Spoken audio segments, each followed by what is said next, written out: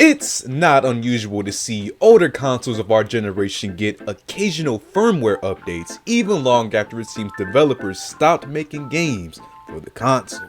I mean, just last month, the Nintendo 3DS got an update due to potential credit card hacks from just playing a Mario game. The scammers are evolving, or like how many games from the Xbox 360 game store are being delisted as time goes on due to licensing expiration.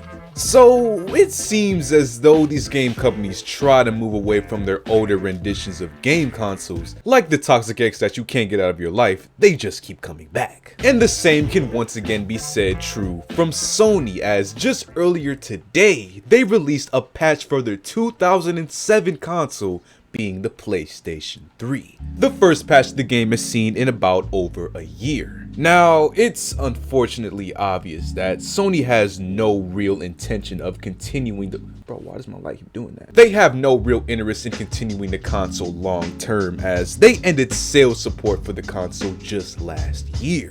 And 2 years ago, in 2021, they tried to shut down the PlayStation Store for the PS3 before reversing that decision after almost being lynched by their own fans. There's still a community for the PlayStation 3 after all these years, whether it be from people in other developing countries, young kids, or gamers who play the game for other intentions. So Sony hasn't pulled the plug on their services just yet. So that just begs the question. Just what could this update aim to improve 16 years into this console's lifespan? Find out after you hear about my Patreon. If you want to support the channel, gain access to exclusive videos that'll never go to YouTube, or be able to watch my channel videos earlier than when I usually upload them, feel free to check the link in the description below and become a Patreon member today. The latest PlayStation 3 update, being Update 4.90, can be obtained as soon as you try to sign in to PlayStation Network, and it's only about 200 megabytes large. As always, the update is required to be downloaded if you want to use any of the PlayStation 3's online features. So what does the update bring exactly?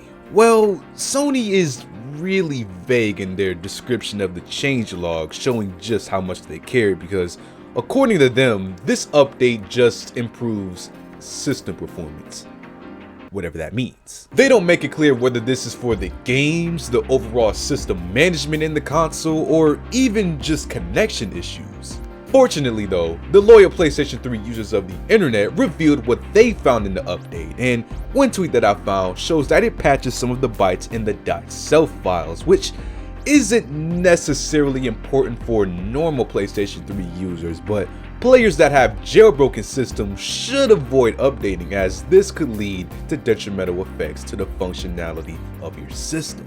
Now, I'm not a PlayStation console expert in the slightest. That whole .self shit I just said, I learned today making this video. So I don't know how this positively helps regular players, but I'm sure if it's significant enough to where Sony felt the need to update one of their older consoles, then it's worth being part of this update. Overall, it seems like good news for the majority of PlayStation 3 users. You know, I'm glad this audience of gamers still get attention from the company, because the PlayStation 3 was the first console that I could call my own, so it'll always have a special place in my heart. And even though the console is almost as old as I am, it seems Sony isn't just ready to put the system down just yet.